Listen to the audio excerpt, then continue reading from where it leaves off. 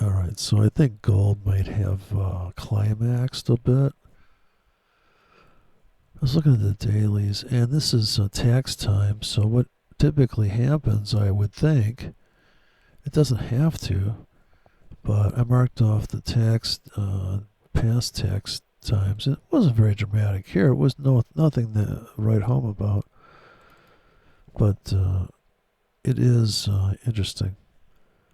So I had this one, and I thought, I guess when this happened, this was the floor. This was going to be maybe for a lot of people the beginning of this smash below here, and then on and on to these levels, and just unbelievably crushing back to 1300 on gold. And I'm sure people were like, hey, call me if it ever gets down here.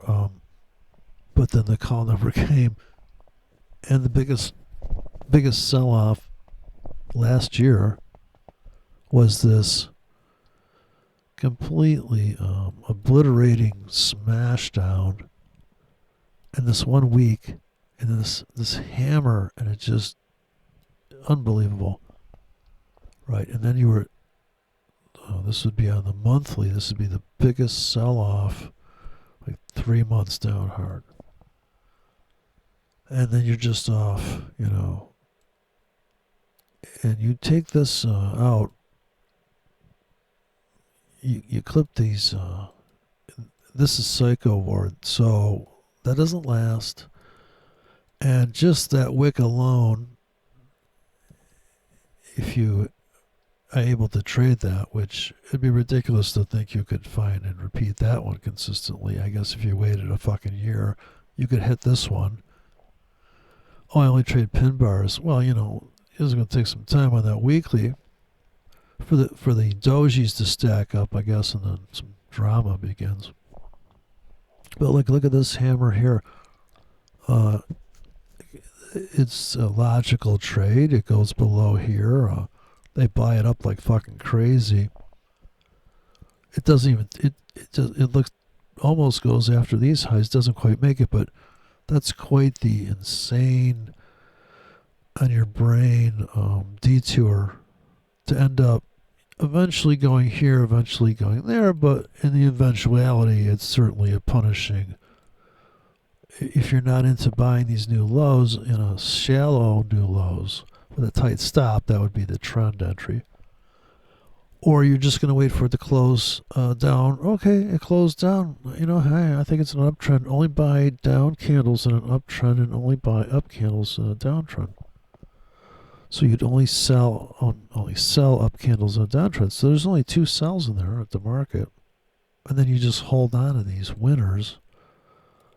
And you would sell, hold on. And below here, you got to figure, well, if that's not like critical low, which this was until they hit it, but you got like 2 months here to get this trade going. And of course, at that point, people thought, well, 1,700 on gold, yeah.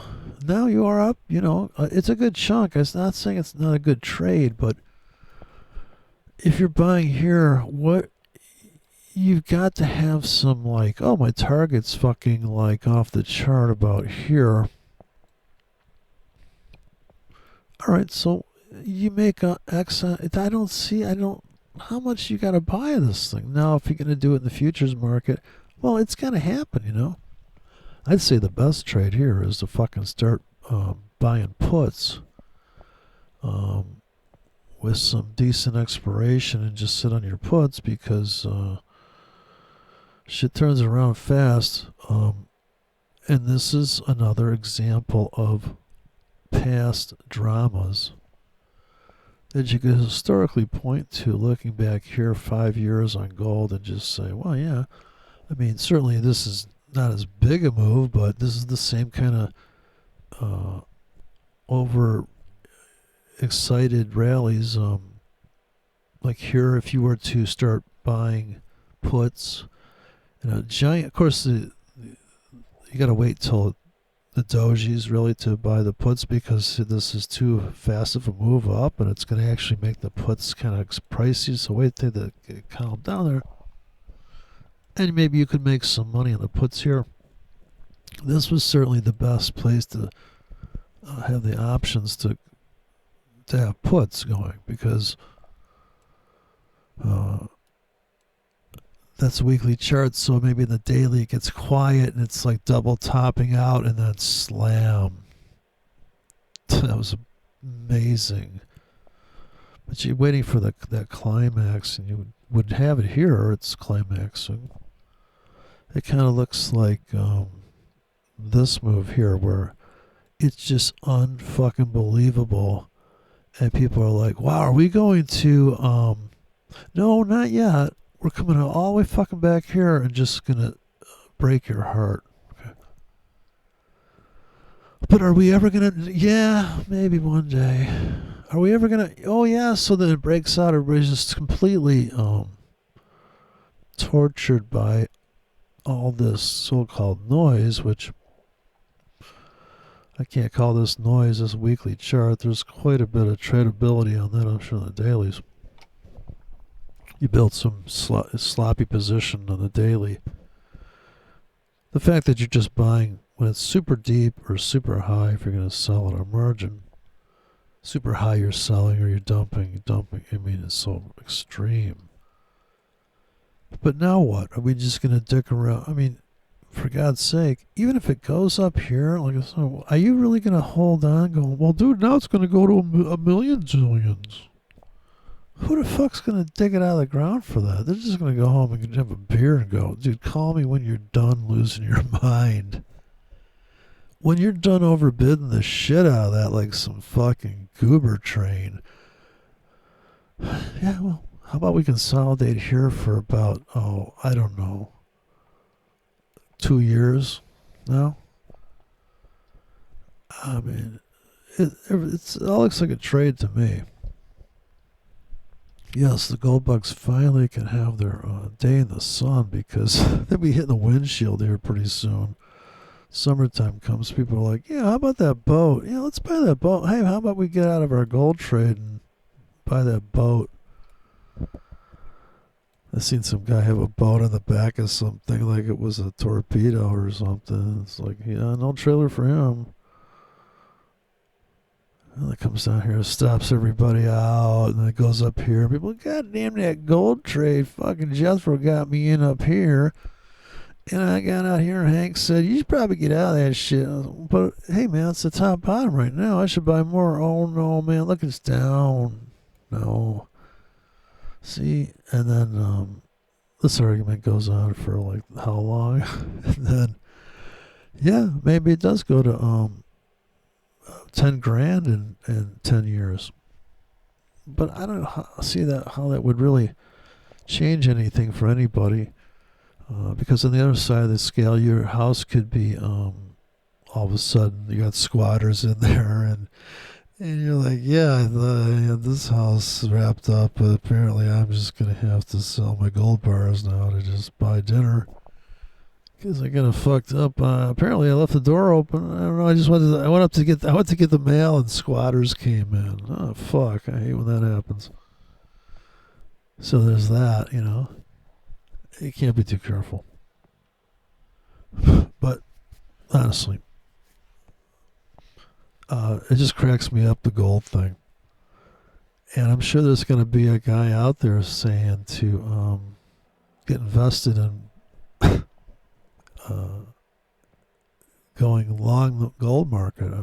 These guys are going to come now and say that you should buy calls in the market because it's going up. All right, you know. Sure, if you catch it on the day, it's price pulsing up. But for the most part, it's still going to pulse up, pulse down. It's not going to be like people want it to be. Yeah, I bought this range trading system and it's doing okay, and then boom. Yeah, well, because 20% of the time, the market's just going to go bum rush the void. And once it crushes it, so right now, gold's crushing into this. Anything above 2 grand, people are losing their mind there. But really, it's only up about $300 or $400. it just got there very quickly, and on this chart there's plenty of instances where it got there very quickly and people are just like so giddy about the thing, and then they're saying what should I buy next, and it's just so funny. Silver, I guess, should really be higher, you know. Silver should be at like 80 or something, right? Like $80 an ounce based on gold right now. But it is interesting. And then we have the crude oil, which is spiking. Not too bad considering they're supposed to be blowing everything up about now. But, you know, people flex their muscles typically. There's not a lot of real... of course, we'd see it in the forex market. I would think we'd see it immediately if something really got out of control. But I guess you're seeing a little bit of that fear in gold. And the oil and gold go together. It does take the oil to drill that gold. So if you have a gold mine that relies on digging, or however they do it, maybe they're just alchemy. Maybe they've just been printing gold and we never knew this, you know. Like Earth flat, flat Earth trading, you know. Flat Earth forex, you know. This is the kind of stuff you got to think about. So we're just going to, I would say, yeah, the puts are going to work for me. When we get to 2,400, I get these puts with a strike price of like 2,200. Something out, way out of the money there. Yeah, hopefully the expiration. I don't know what the model is on that, but I'm sure you can only lose a premium, so I wouldn't go too crazy. But I'd buy more than one. That's certainly the technique I prefer is 10 or more tickets. 10 to get the party started, because you got to lose about 2 of those tickets. You're going to lose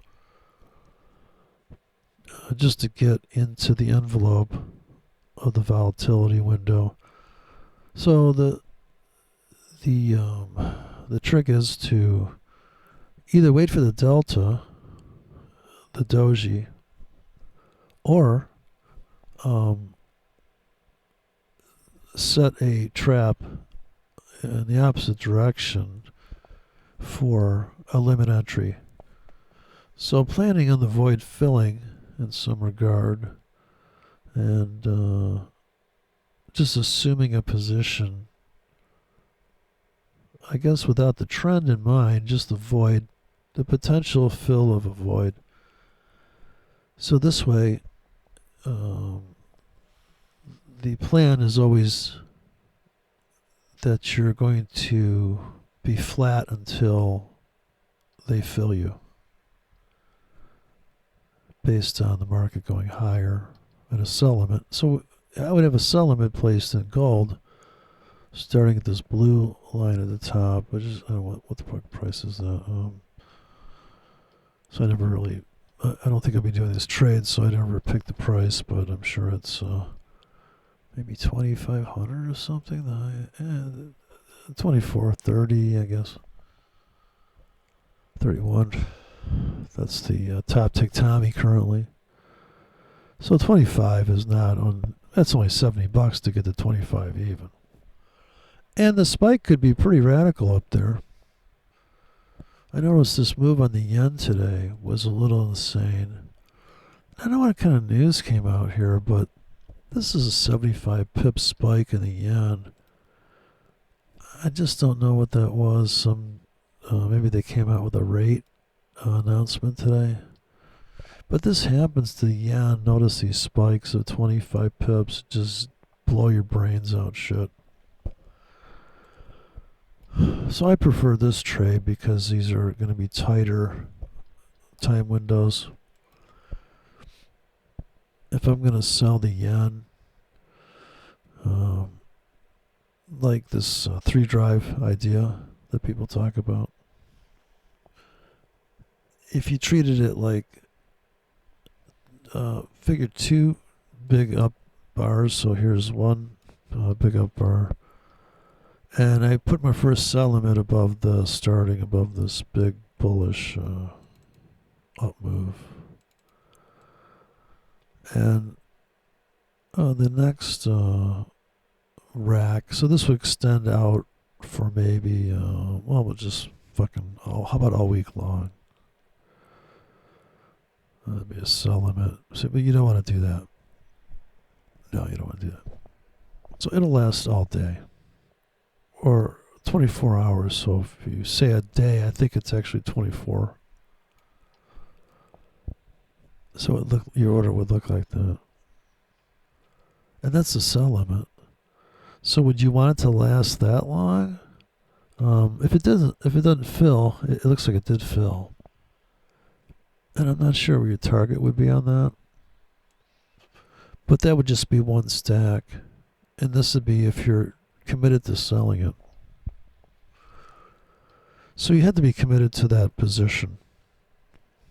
And a single entry into counter move, it's always going to be that you're picking the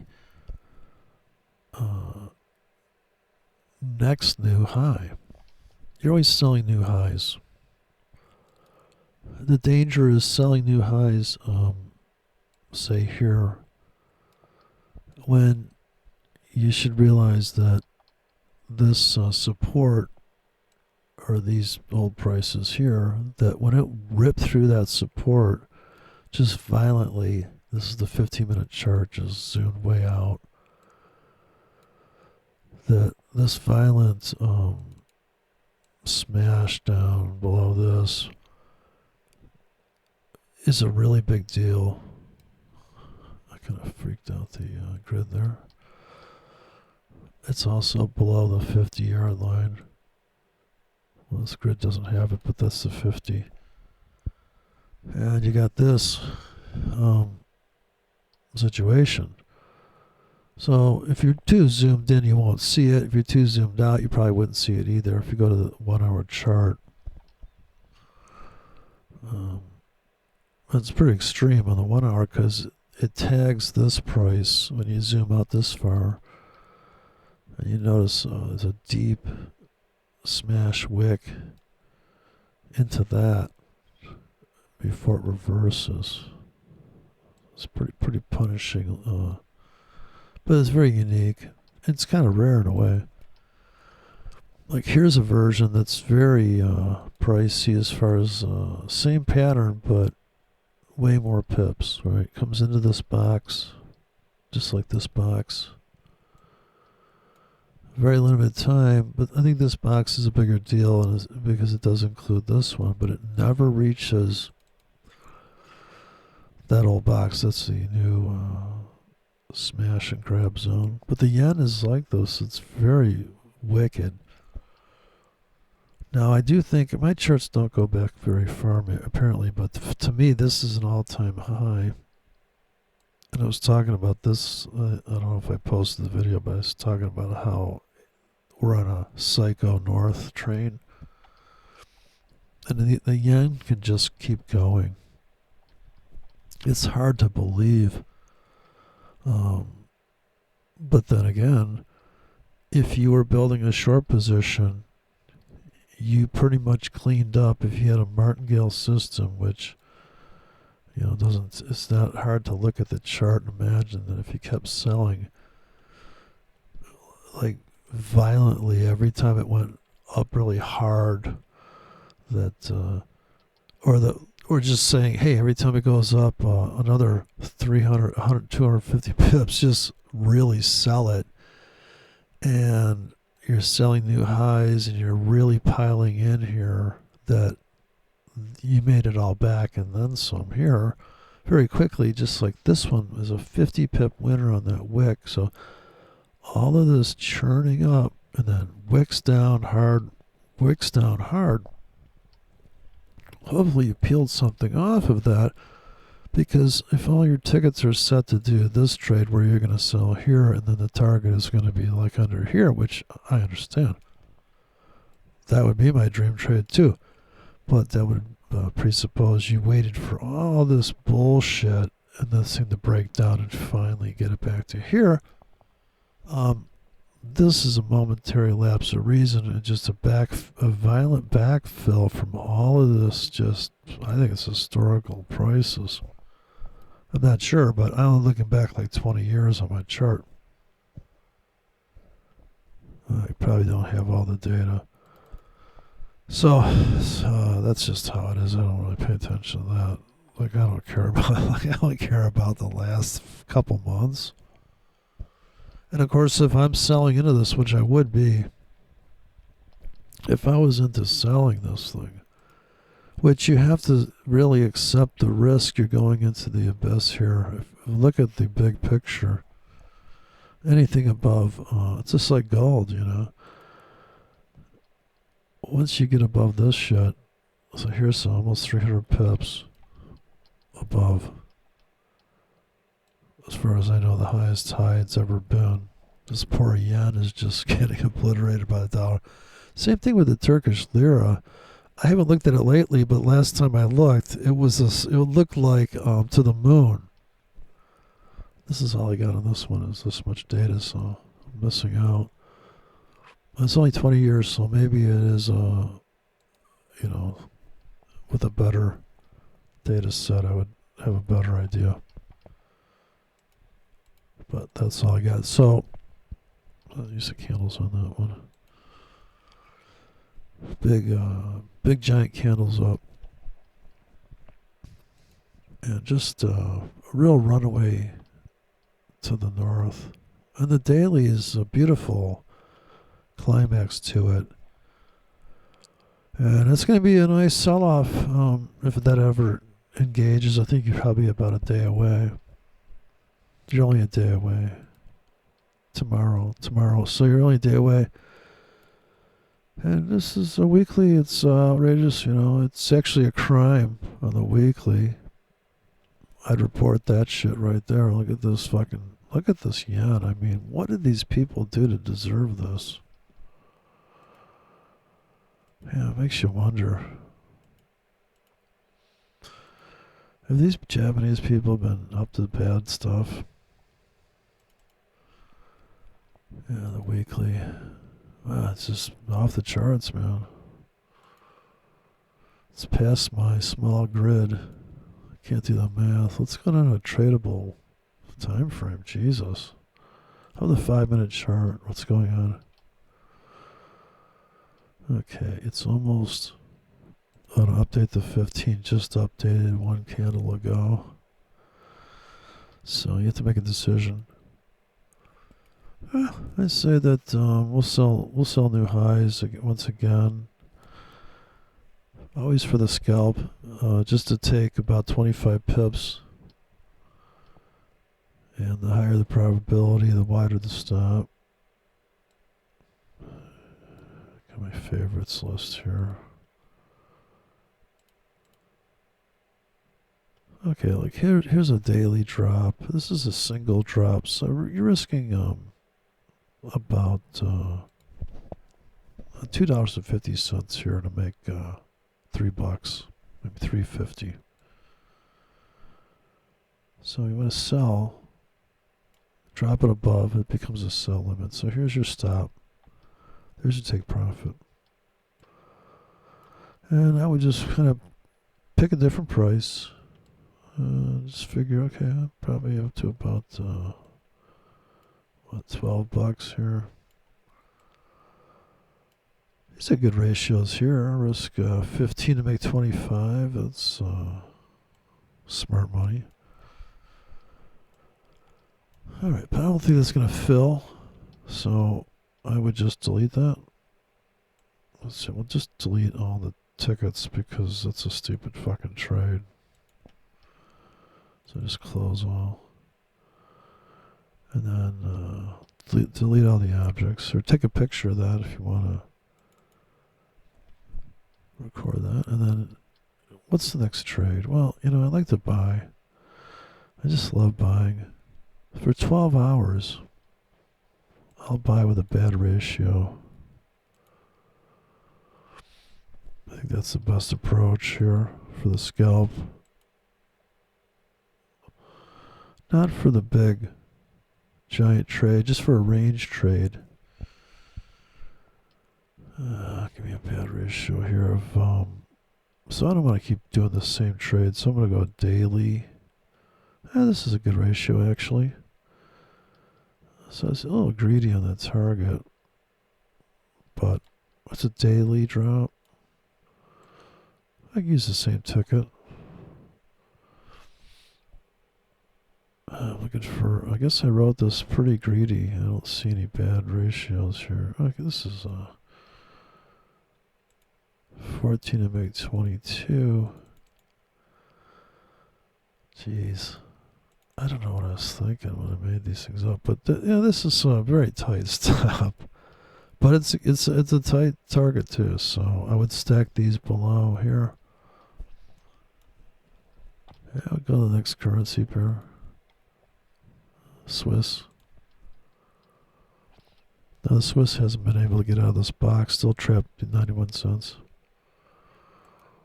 I'll put some 12-hour tickets here, but like I said, I wouldn't bother. This is just an example. It's for demo purposes only. But there's a sell there, and I put a buy down here. So just using the void fill, you could just go back to each shelf. I think it's very conservative. I think you're risking like lottery tickets here. To get lottery tickets back, though, so if you get a lottery ticket, scratch and win, double your money here. This is a good one. 28 to make 38. That makes sense. You could do that. 12 hours.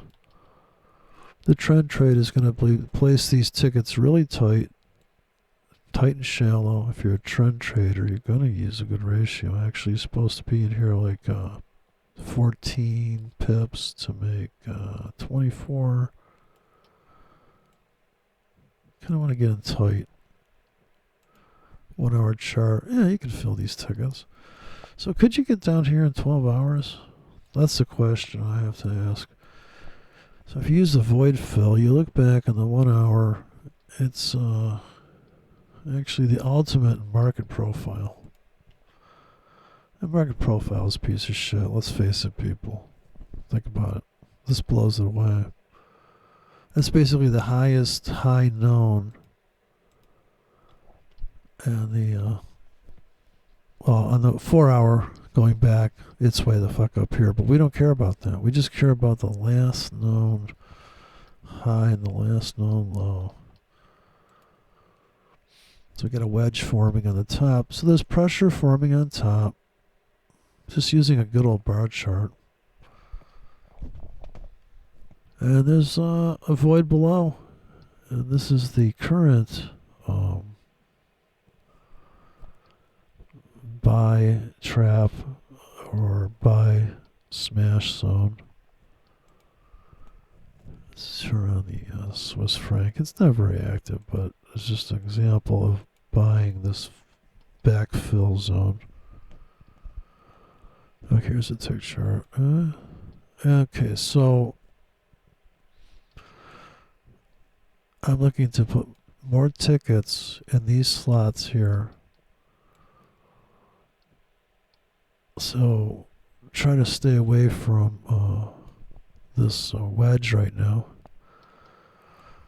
So I just come in with the obvious trades. Now 12 hours down here is a little ridiculous. I don't think it's going to happen.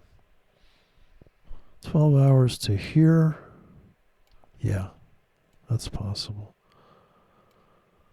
So the aggressive trade is to say, can we make it down here in 12 hours? Yeah, I think so. So this is almost a guaranteed fill. And this is at the best ratio. Actually, this is a really wide stop, 28 pips, right here, right up against the market. Yeah, you're gonna fill that. But you're looking to make 46, but you're like, I'd buy it right now, but why fucking overpay? Okay, so that trade's got to go here. I think the best way to approach this is say, this is the $3 to make $3. Let's say break even practically. Putting slippage in there. And say, well, I'll buy here. This is fucking obvious. Big plank zone here. This is serious buy territory. I'll put some better ratios in deeper in the next shelf. I'll pick these little guys here. So to me, it's just, I guess if I get a robot that could do this for me, but I don't know, it's kind of like farming in a way. Plant these seeds in here and then just wait for the thing to rip down and rip up. I get 12 hours, so I can just leave this thing alone. I don't have to babysit this for 12 fucking hours again. So if we can't make it down here by now, this point, we got till here. Can we make it to here by there? Yeah. Right. If you cut this, once you hit this, it's going to be crazy town. And you got to hit it by here. All right. So maybe it wicks down here, rips back up. We've seen the yen do that a million times. So you're sleeping, and if you have a really tight bank of orders right in here, and that would be your trade, that you buy it, prepared to buy it, I would say to here though. Always ready to buy a 10 pip window with 10 tickets. So every pip, you buy every pip, and then it rips here and you're like, wow, nice. Fair value would be right in the middle. Or you're saying, wait till it takes out this one, lonely wick, and I'll just get out here. And, this becomes unprofitable once the spread once it gets too quiet, it's a problem. But these kind of trades, we're going to buy this new low, irregardless. You've always had a trailing buy limits on new lows, and then they finally fill you, and you're like, holy shit. Now, this is where you almost have to dump at least 80% of the position. Sure, you could let the rest go. You could do the same pullback, but if you can't buy, this may be too shallow and you didn't put them in too tight, you constantly adjusting the market conditions, because if you put your buy limits in here and say, I would buy that, the low of the previous day, give me anything below the low of this, by the end of, just before the end of the day, they crush this thing, and then here comes opening the next day, and wow, the scalpers get out here, a 30-minute chart, what ricochet down, and that trade's probably over for a lot of people that do that trade, because it's such a high probability kind of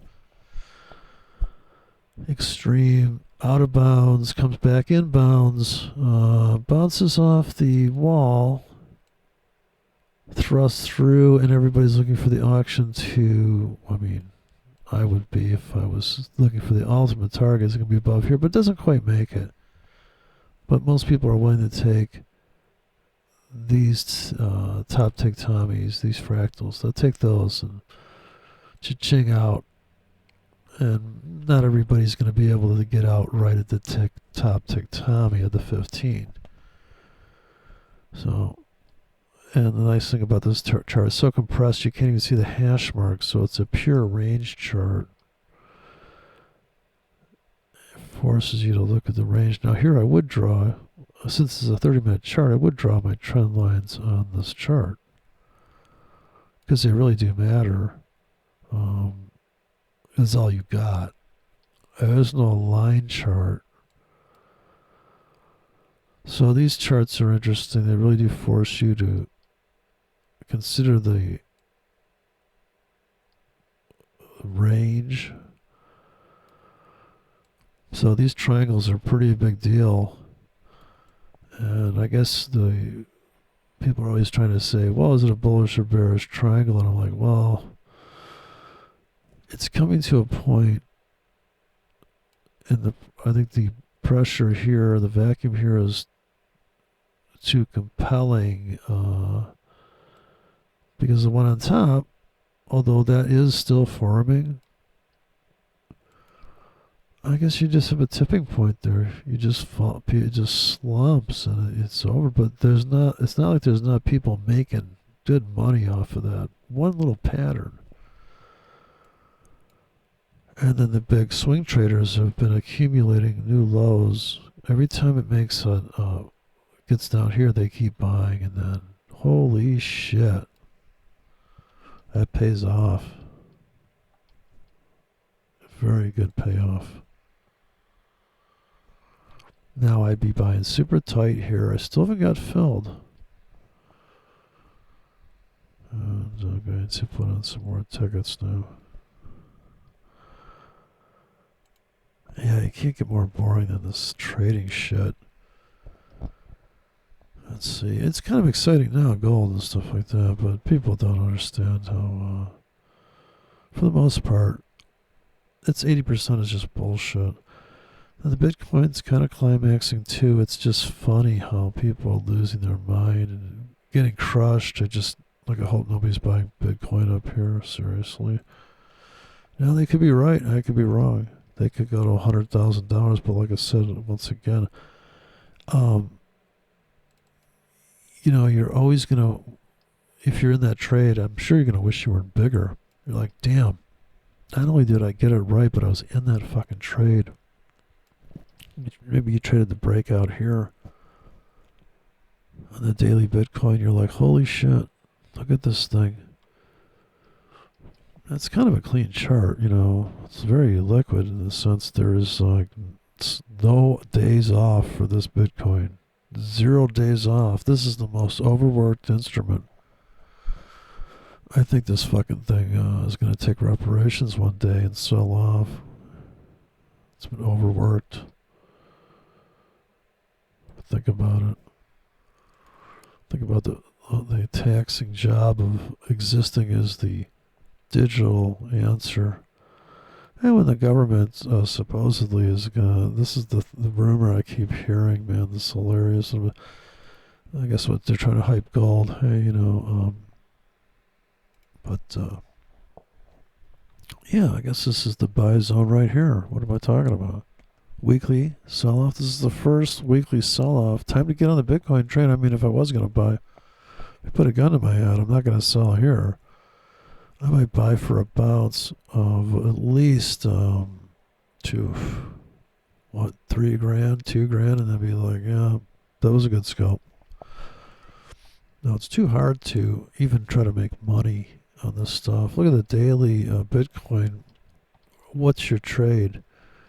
Can you do options on a Bitcoin? So I marked off this high zone here, but look how you just keep bobbing around this thing. I mean, my God, man.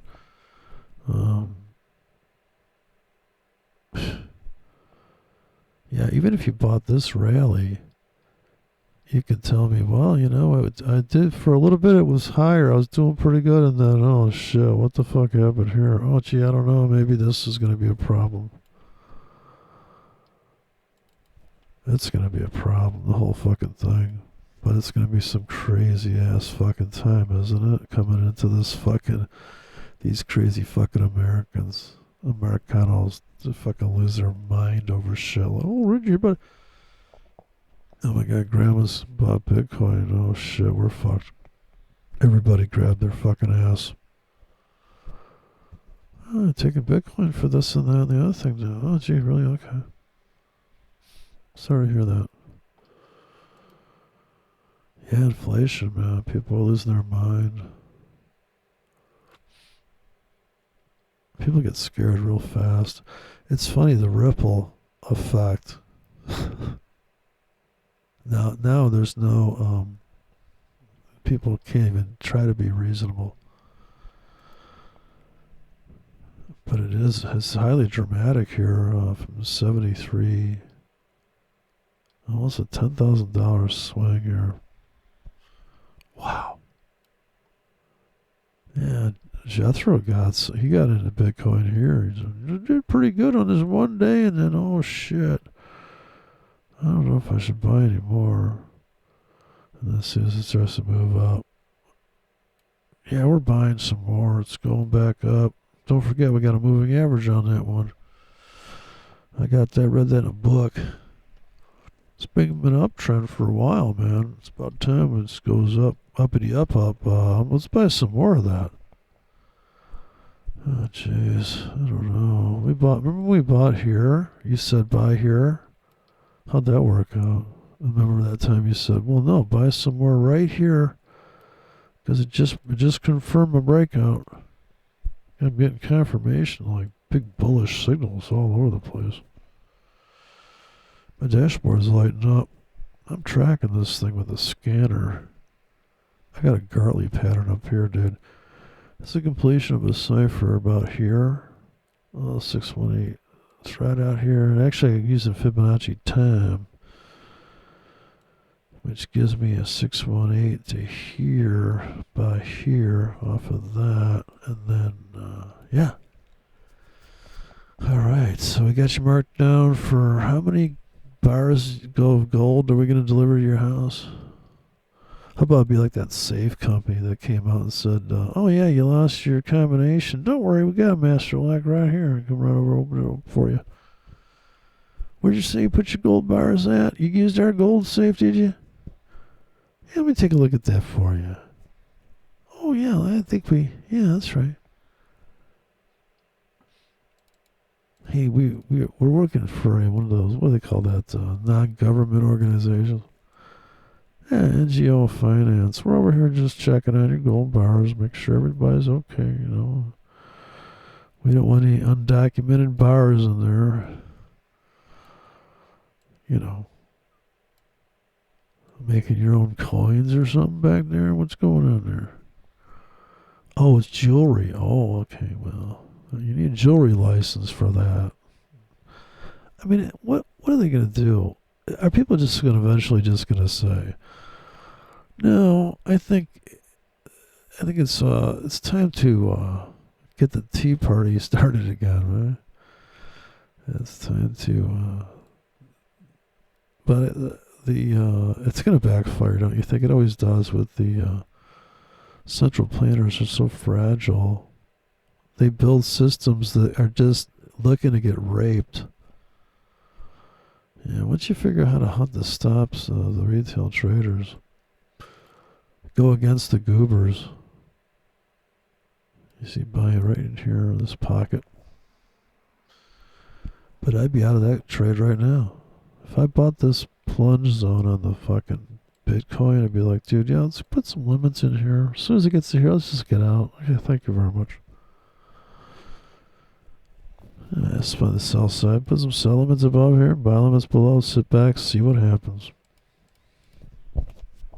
That is the easiest, dumbest approach. I say, really, seriously, Bitcoin people, who's not buying if it comes back here? Retest that flag, that bullish flag. Well, that's a premium pattern there. That took fucking like half a month to form. And then kablamo whammo. But look at all the shorts gobbled up here, and then it wicks back. Man, that guy's out of that trade. Whew. And then it's a range trader. It's been a range trader's dream ever since this, I don't know what this, they landed on the moon or something here. Found some Mars rocks. They landed on Mars, didn't they? And then ripped back and ripped up, ripped back, ripped up, ripped. Oh my God. That's a triple top. That big ass top going on there. I don't know. I mean, is that going to be the tippity top? Has to come back to here, has to tumble back to here, or is this really just going to keep? I would say Bitcoin's got the potential to go higher than gold, that's for sure. Because this is such a catawampus situation that in a measured move, the next price pulse logically is about $85,000. And Bitcoin, of course, at that point, people would be committing suicide because they didn't get in on that, you know.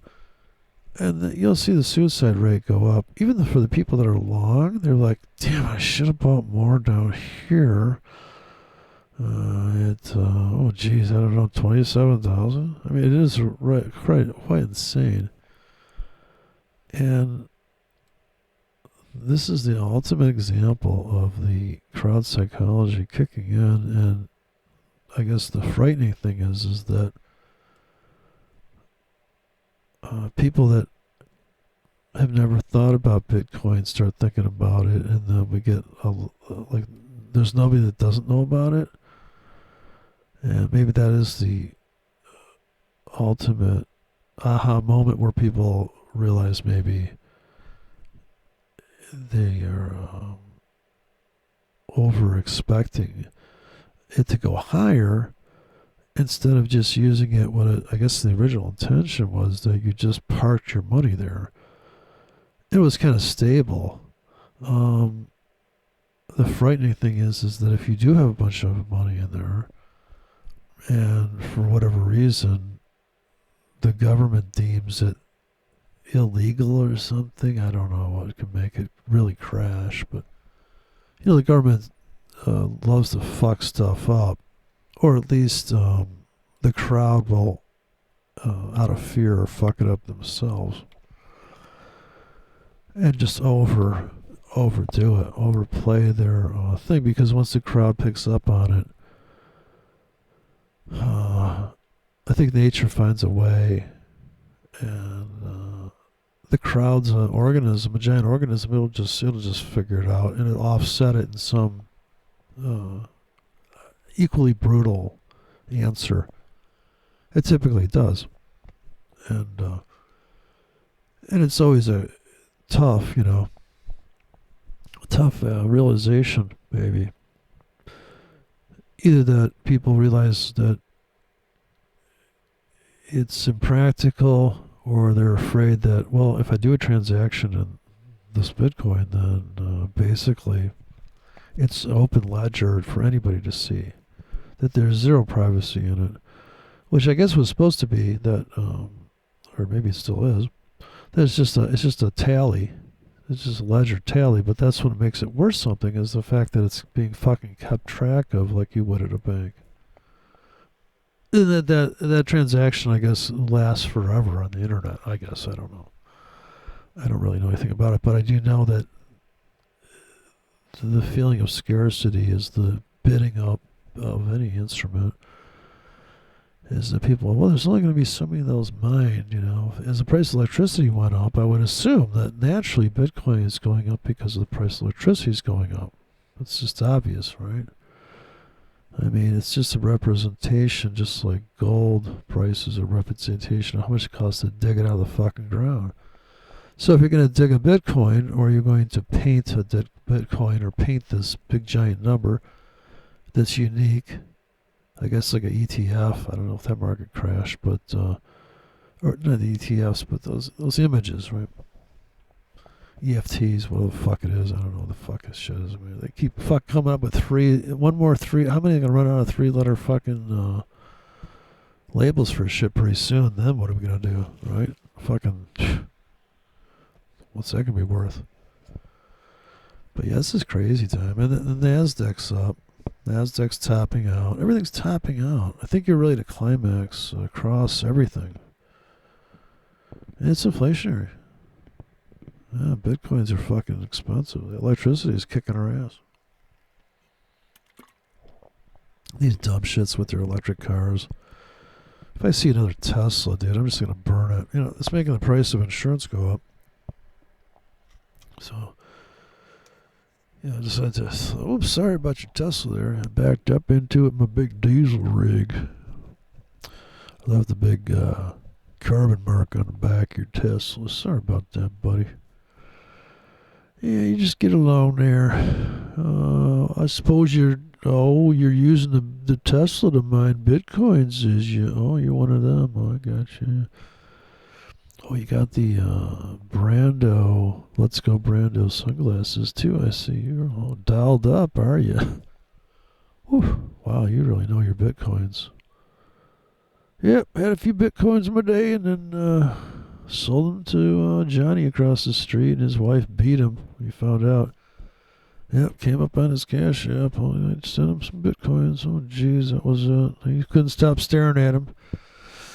They got divorced over it. He was supposed to be staring at her, but he kept staring at his Bitcoin wallet. Honey, got to check my Bitcoins. I'll talk to you in a minute. And then left her twisting in the wind, cooking in the kitchen, and making cookies he'd never eat. Oh, man. It was a heartbreaker. But hell, here we are trading the forex market. So make up for it. Try to make my life a useful participant in the fluctuation of prices. All right, so yeah, it's really something else. The spread must be huge. I wonder what the margin requirement for gold is. I'm just curious on the exchange. If you go to like a retail broker, a real futures broker, they actually take delivery on these fucking contracts. I wanted it probably up to about, let's say, 100 grand per kilo or whatever they traded in. Was it 10 kilo mini? 100 ounces for the standard contract or something? I don't know. It's got to be a chunk of money. Like, insane. But here we are. Somebody's selling. I'm sure somebody's getting out. Who's getting out? Jeez, those banks that were supposedly buying it. Oh my God. Hopefully they're getting out. Of course, they probably are going to get out if it's true that the banks were buying gold. I think it's just a freak out to the upside. Just like a sell-off that's extreme. I think these, any kind of top to me like this fast as a blow-off top, and it's going to go through the phasing that Bitcoin just is going through here, where you just keep on smashing, like, but you're ranging. You're smashing up higher, but you never really get there to the promised land, so to speak. And of course, it's always going to be higher, because if you're in one of these trades, you psychologically, enjoying the higher highs. But if it's just topping out, wow, it's going to be a tumble. That's going to hurt. Let's leave a mark. No fills here. Like, still can't get filled on this trade. Look at this. So, but now it looks like we're getting closer to getting filled, because the more time goes on, the higher the probability to fill. Right? Right? Of course. Don't be stupid. Yeah, half-hour candlesticks here. 1 hour candlesticks. 4 hours, like, oof. Looks like you're definitely getting filled to me. That's what it looks like on that 4 hour. So I'm like, dude, you just need one of these. There's more pressure on this chart to the low side. This looks like more easily smashed out than this at the moment. Easier to wick down here and then go to here. This seems like a while before we can start banging up against that and crush above that. Wow. So I definitely put the sell limits on these tops, and my buy limits would start heavy here. And the other ones are based on the 15-minute chart. So this would be the 15. Gotta zoom out, give it that compressed look. Where's just a bar chart on the 15? So I like this view because it gives me the whole day and all the little micro aggressions. Like 15. This is the sweet spot here, was to buy anything below that. Perfect plunge and rip to the floor, and then finally takes out that. Doesn't make this until later. So that's selling. Sellers come in and grab it. Those are some great swings. But then it gets, the time that trade doesn't work is, it gets too quiet here, and if you start to get trapped the wrong way, that's why this is the, buying the new lows is the winning way to build the position in this little zone here. Because if you're going to buy, or if you're going to sell, buy and sell this, and just like, oh yeah, this is I'm just going to buy every pullback in here because this is so quiet. And so this was the giant winning trade. You would have had to have some super deep tickets here. Buy this plunge to here because that pattern is the classic smash to and then the sellers come in again. It's unbelievable. It does not wrap around and go up. Sellers come in. So if you can, if you're only a buyer, you would buy this plunge just based on the rate of change sell-off. You come into Asian session, you're still holding it. I'd probably be cashing out again at this price level. I'd probably be out of that trade. So if it went flat here and then started selling above this,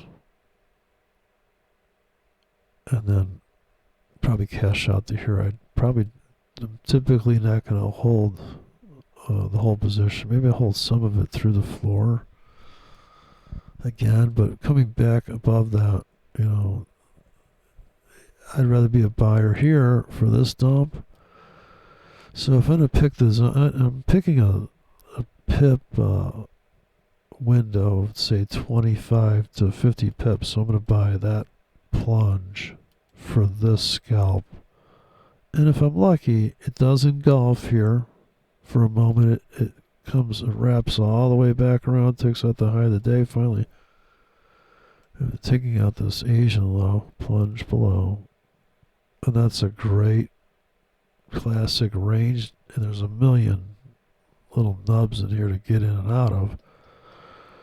And this is pure hell for the trend trader that maybe they bought here in the middle and they're holding the position the whole day thinking, well, I'm not really at my target yet and I'm not getting stopped out, but yeah, it's just my equity is just fluctuating.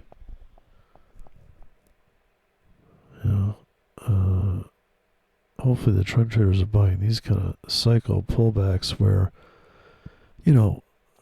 they have a moving average like this and you're buying deep into it. This is the ultimate entry.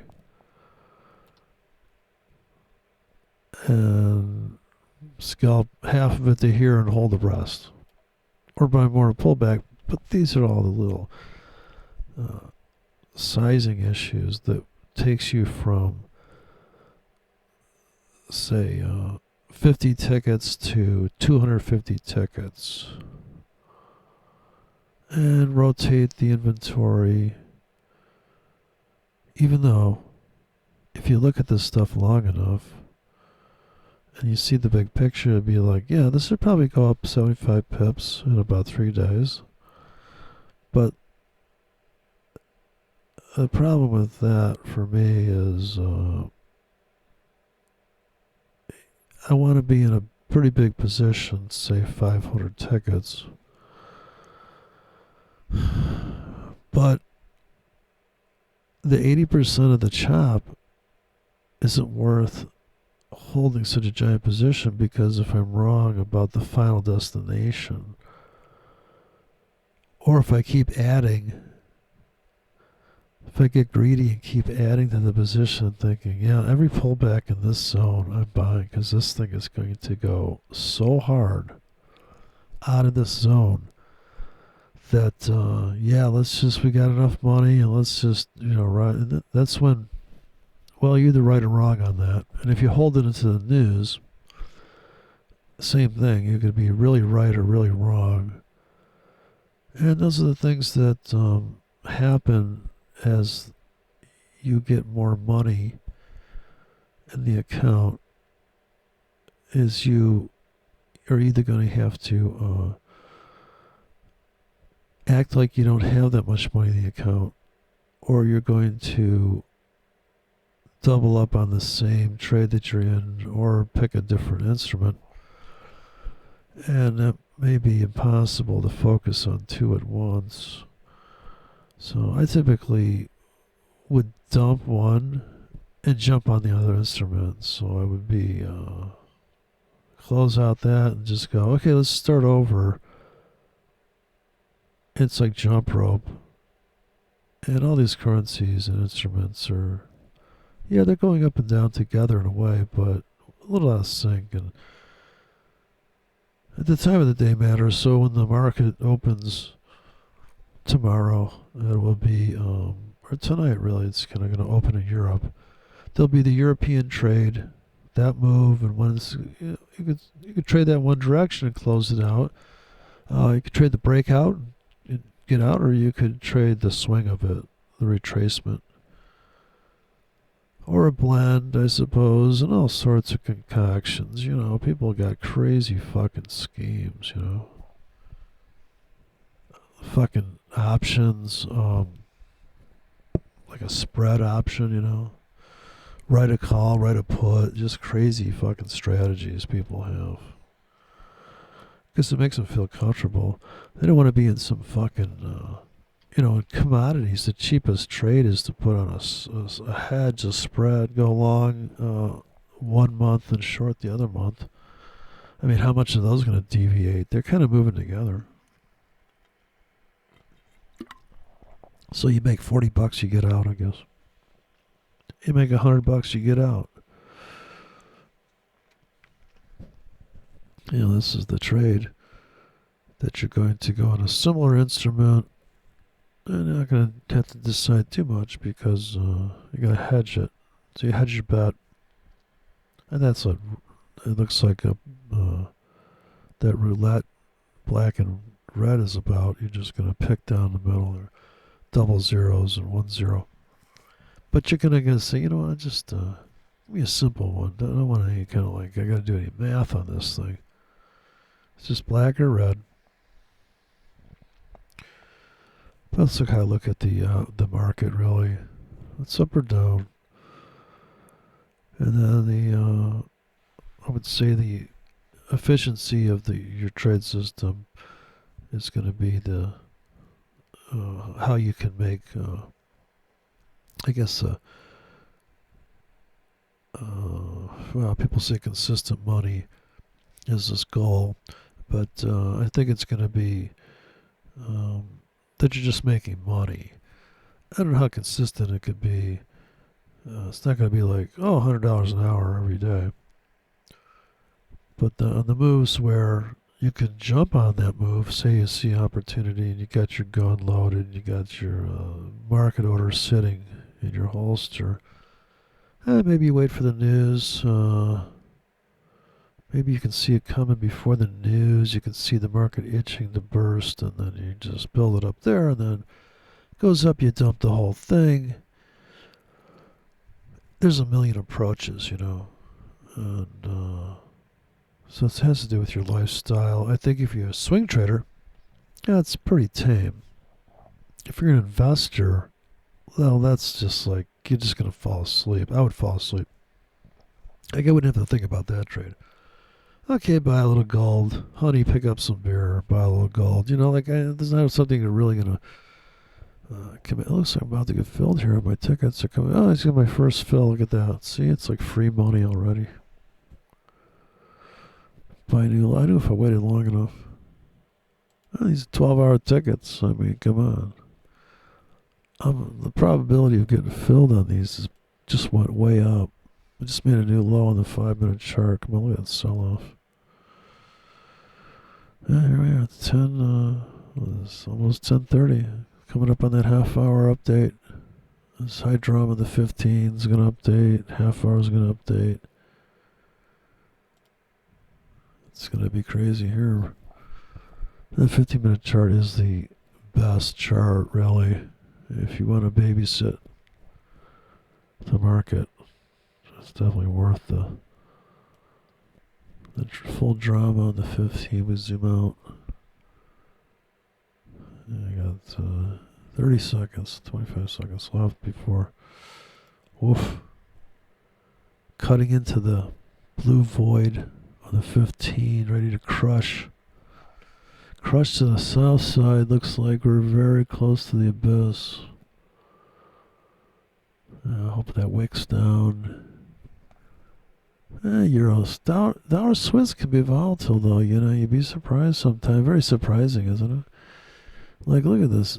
Look at this high drama moment back here. This is just a beautiful. Oof. If you could do this trade, so you got all your limits stacked in, gobble them up, dump the whole thing right back to there, and like, trade's over. Thank you very much. And I come back in with the buy limits again. Scalp a couple puppies, but wow. That's quite a ride. Here you go. 30 seconds. Look at this thing. Tank all the city. Bye-bye. Coming in my limits here. Let's sit back and get filled. It's always my most relaxing trade is let the market come to you. Don't chase these things. I mean, it's not worth it. The best price to buy is lower than the one you just bought. I hate to say it. If you love it at $1, you're going to love it at 50 cents, and you're going to really love it at zero. Zero, my hero. Look at this plunge into my abyss of eager buyers. Oh, fuck, I love this trade. I'll put even more tickets in here. Really stack them up just below the threshold here. This also slows me down. It takes a while to get 300 tickets in here, by the way. If you drop them in singles like this, it really forces you. It's like knitting. It's like needlepoint, you know. You know, it's like these little stitches. It takes you like, 850 hours? And you're like, when you're done, you're like, look at this pillow I made here. Oh, I know it's rough on your cheek and it's got burlap underneath it, but look at all the stitching I did on that. You like it, don't you? It's better than your pillow. I got this thing stitched up like mad. It's about the pattern, man. Aren't you in pattern recognition? I'm in the price action. I'm in the pillow action. Yeah, we got some nice burlap pillows in the back of the shed. You know those barn doors? You know, people are in that barn. Oh, I like that rustic look. Yeah, how do you feel about fucking tetanus? You like that too? Oh, look at that. About to update the 5-minute chart here. So it's kind of exciting. This could be the turnaround. This could be a bottom tick Bobby right here. I've had this nice 20-minute sell-off. About to complete. Yeah, we got about fucking 30 minutes left here.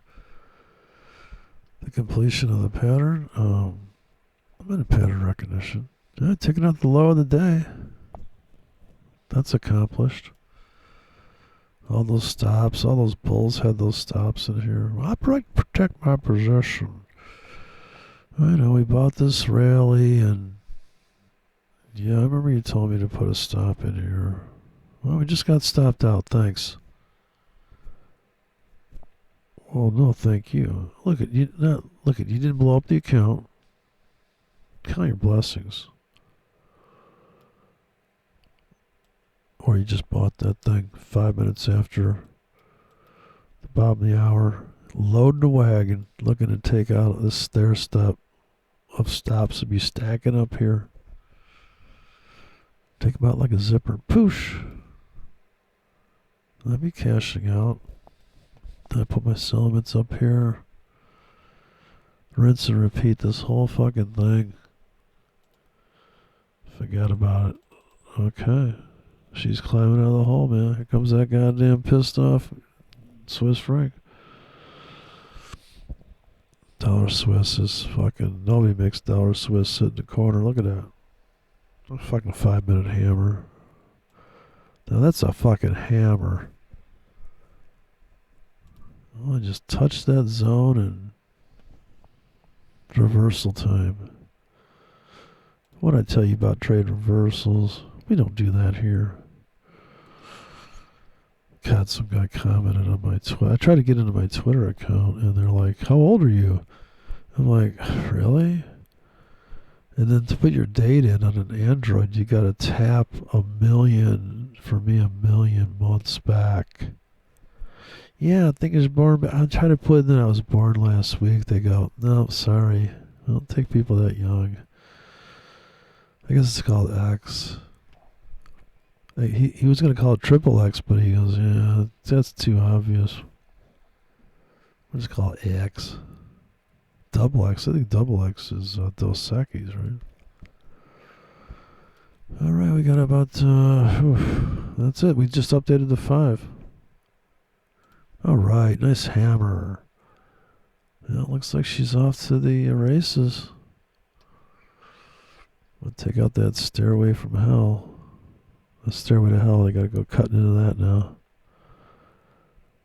Deep cuts down here in the deep slot. Yep. Yep. All this took out the low of the day. Smash took out these guys' stamps. Just barely hit this. Yeah, buy and hold strategy here. Certainly, now there's people have scalped out. The big boys with the zero spread traders, they scalped out. They're like, yeah, we're done. Now I'd come back in with more buy limits now. If I didn't think it wasn't big enough. Otherwise, you have to frantically start pulling the trigger at the market here.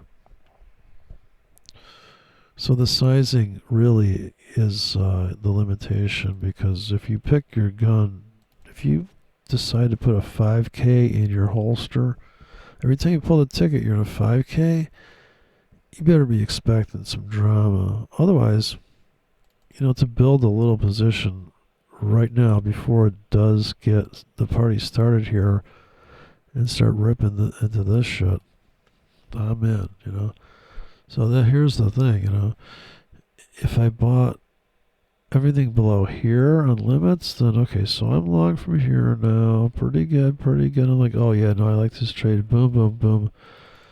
I start pulling the trigger, buy. And then I'm going to, I'll be like, I'll hold it, but I'm still going to put limits down here because it's just been notorious for this not being the bottom of all bottoms. Like,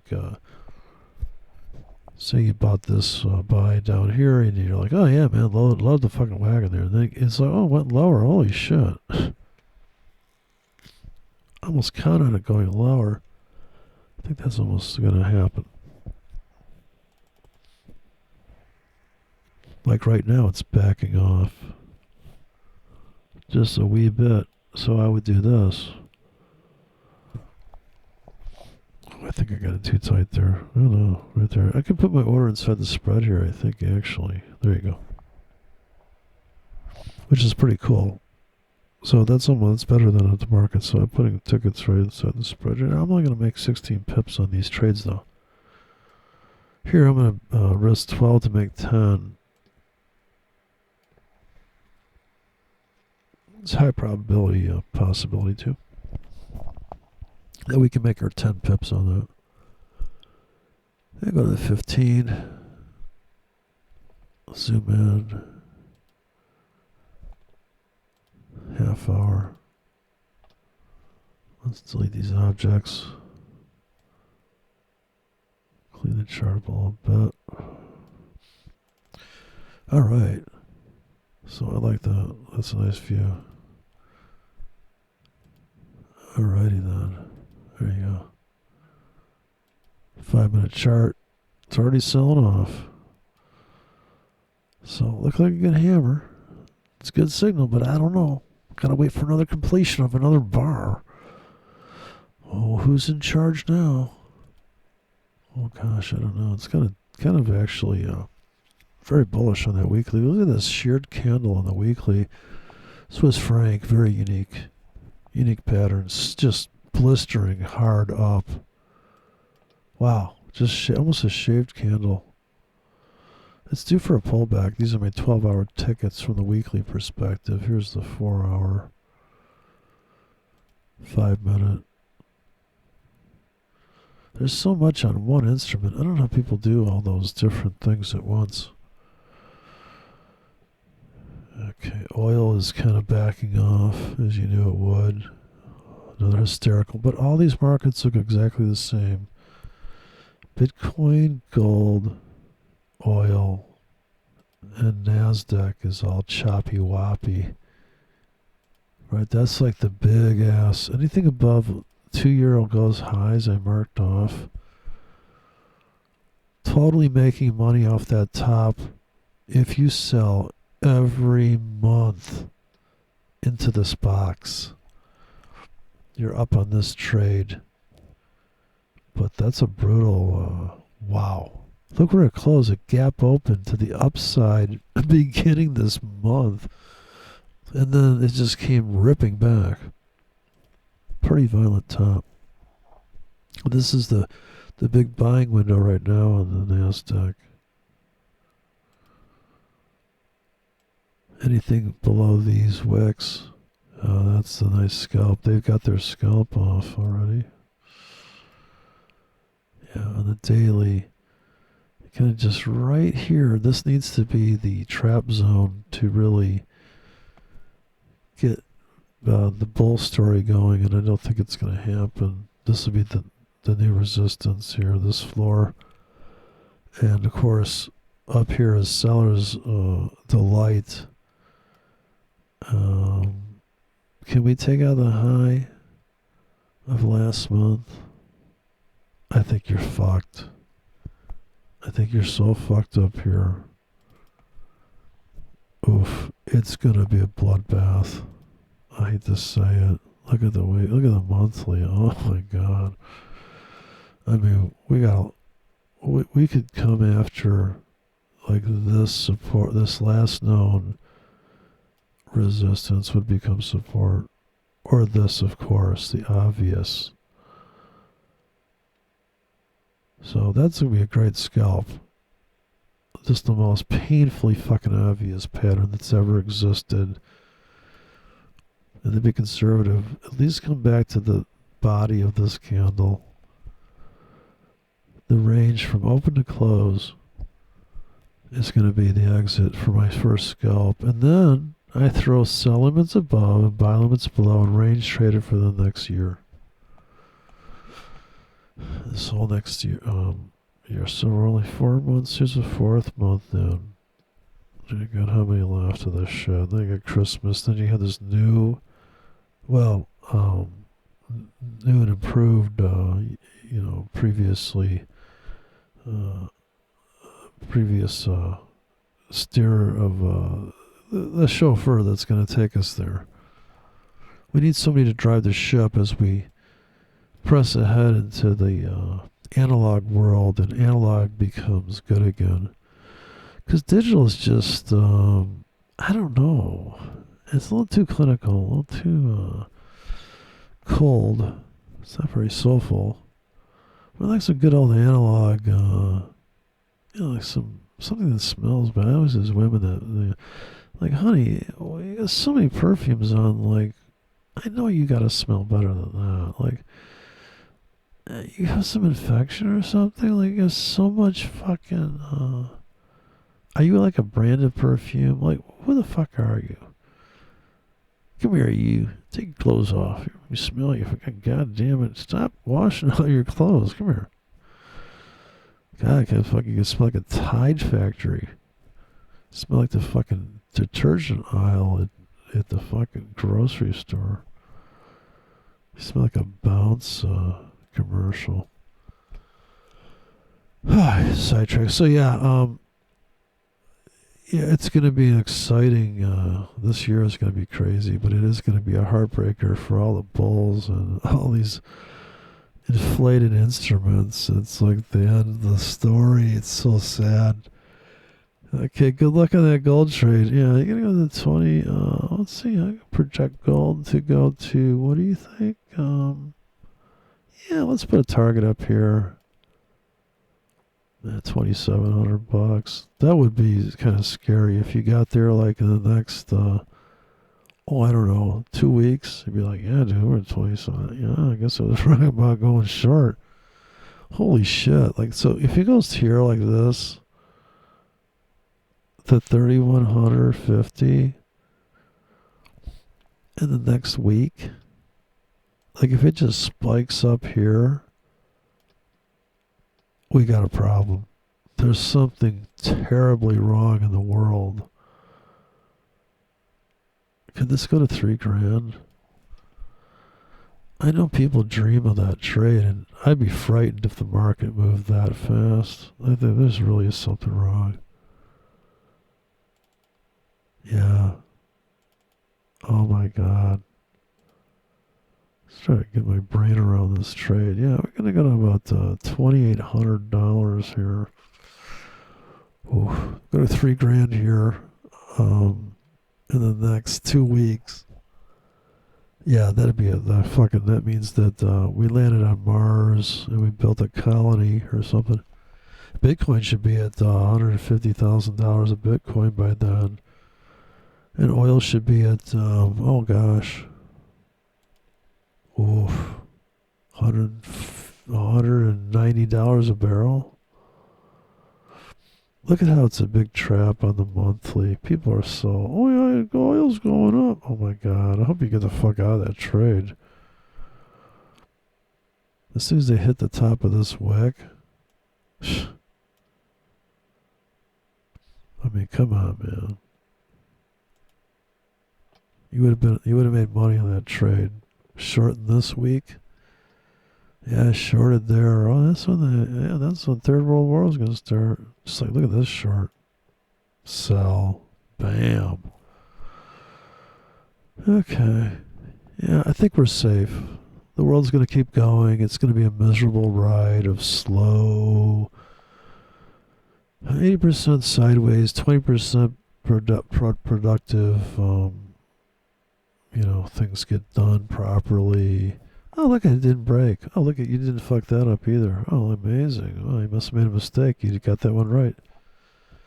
Yeah, 20% of the world you're going to get right, and 80% it's going to be just choppy woppy and disappointing, very disappointing. And the prices keep going up, but it's okay.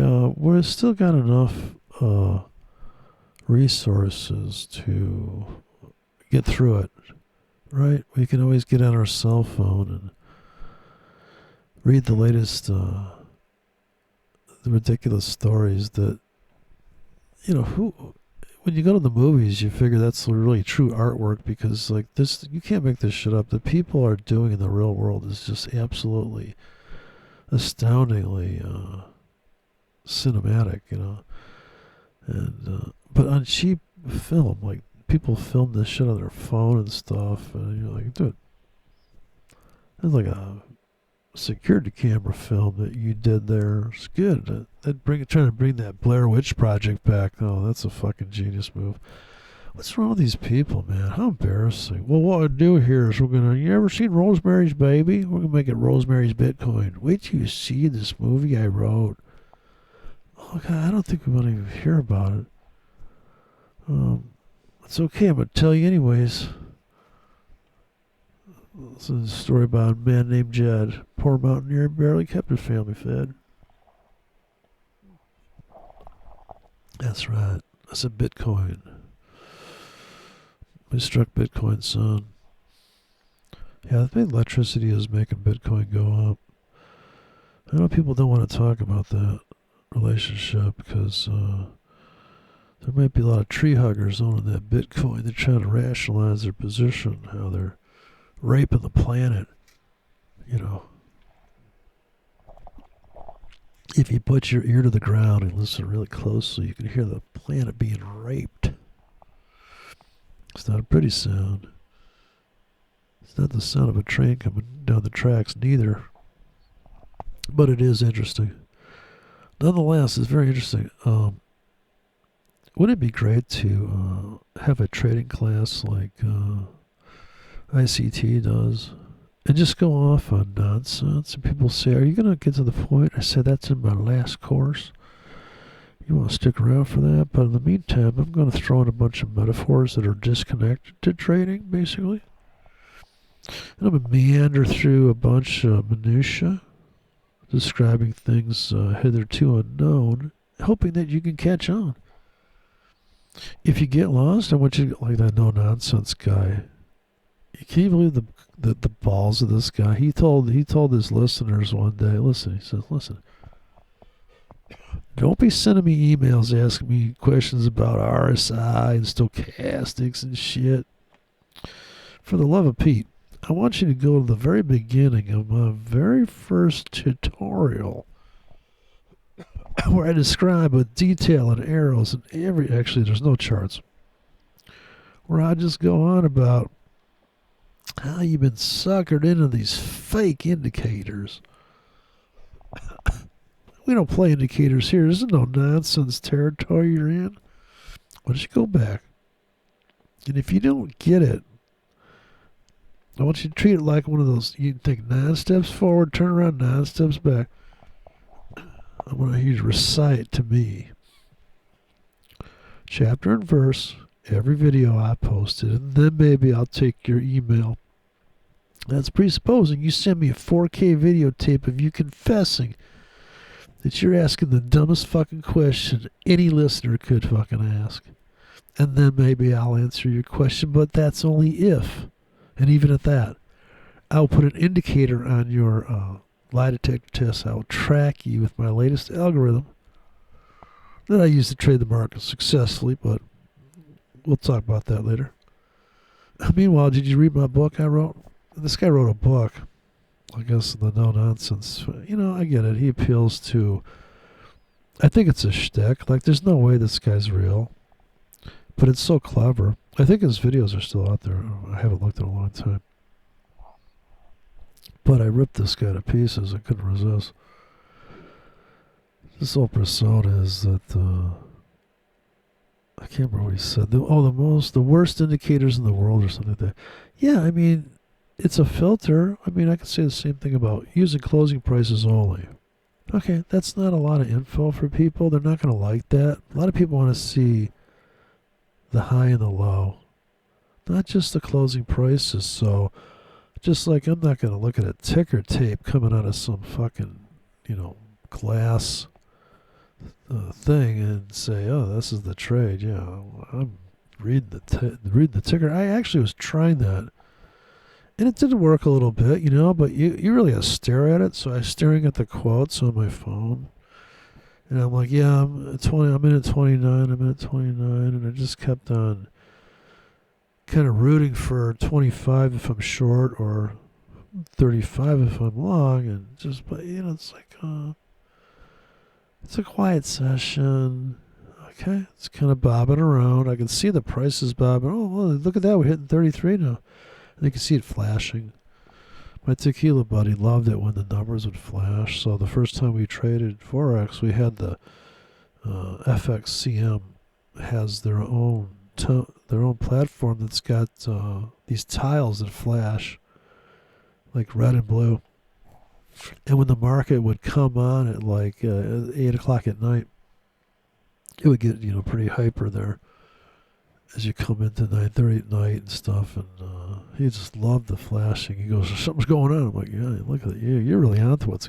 Yeah, something's going on. But it is fun here, coming into 7 minutes before top of the hour. And it looks like we're off to the races here. I think I'm still making money on this Swiss franc. I feel like buying more now. So here's I step in, look at the 5, see if there's a buy in the 5. Okay. Well, geez. I guess we kind of, look at the ask is, the spread's changing but not the price. The bid's staying the same. There you go, the bid just went up. So we could be just holding this thing, or I'm going to put in more limits. I think I might have got filled on that one. I have to go to 1 minute chart to verify. I deleted the arrow, so I don't know. But if you want to do the 1 minute chart, some guy was talking about the 1 minute chart. The problem is the spread is as wide as the bar. And but yeah, sure. Here's a hard shaved candle down. Here's a 1 minute buy. I build a position on the 1 minute. There's a big buy on the 1 minute. Shaved candle. That's a big ass buy there. I buy hard there. Buy a little bit more, then just don't touch it, and then dump the whole thing here. Buy this one. Buy. Don't touch it. And then have a 5-minute chart running just to see where you're at in the big picture. 5 times as big a picture, or small picture, I guess. Zoomed out. There's 5 minute, and there's a 15's going to update, and the 1 hour is going to update, and the half hour is going to update. Oh, and that half hour looks beautiful. I love that half hour chart. What a cute little candle. Oh, like a gravestone right there. If you can close there in the next 5 minutes, you have a beautiful little. So maybe I'll pull the trigger on that. Yeah, I think it's conceivable we could take out the stairway, crush it to here, and then the sellers come up in here. So we bought that new low, we bought that. We're going to hold it 30 minutes. I'll start cashing out here. And if I don't, that's not a very big position. So if I do this trade, what I'm going to do is come in with buy limits underneath now, super tight. So any kind of pullback, I'm just going to get picked up in. But I don't want to buy at the market. Whatever I've got in the market right now, if it makes it to here, then I come in underneath it with tight entries and tight stops.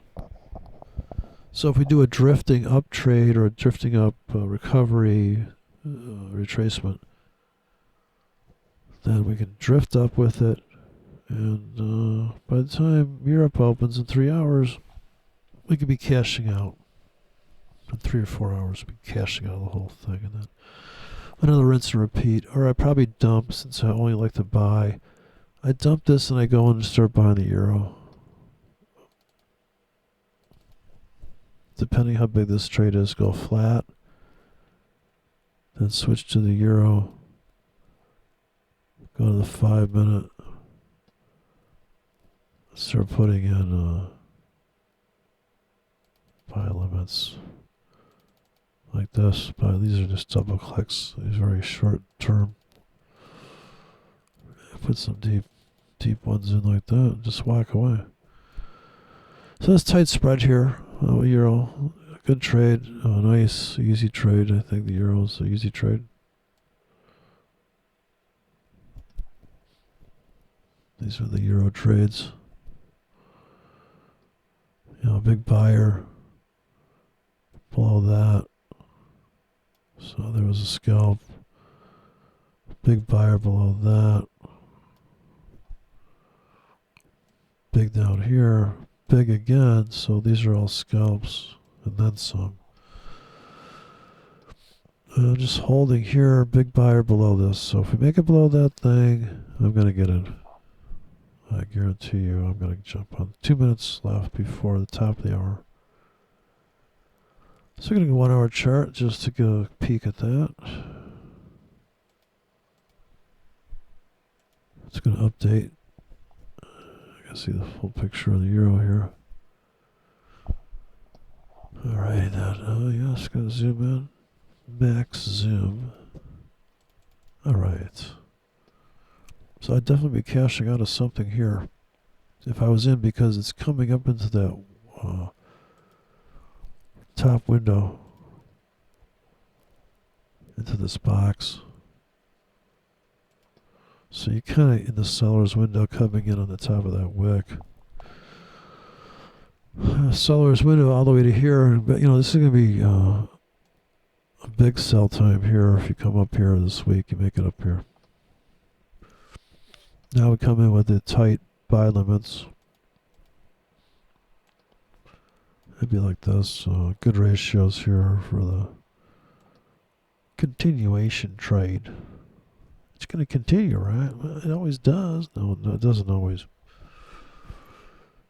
One last peek at the. I got 40 seconds left. Take a look at the Swiss franc. Oof, nice. Beautiful candle there. So we could pull the trigger top of the hour. Pull the trigger right now. I'd probably be buying at the market right now.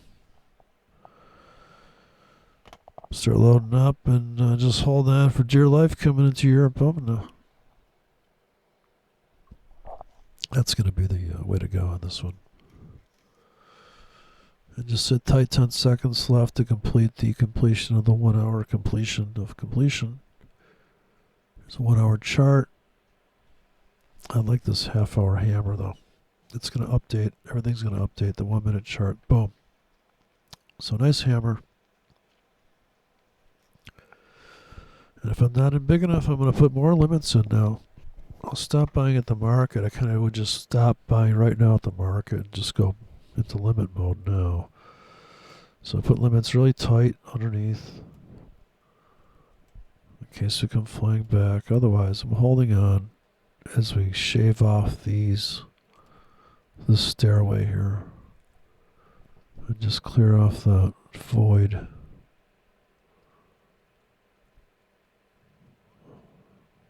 And wherever we're at by the time 2 o'clock in the morning, if we're kind of back in the window, then we're definitely going to call it quits there. Here's a reversal. Right after we top tick Tommy'd this wick, kind of turning around on a dime here just for a little bit. It's either like this or like this. There's always a fork in the road. And you know what they say, if there's a fork in the road, take it. So that's my advice.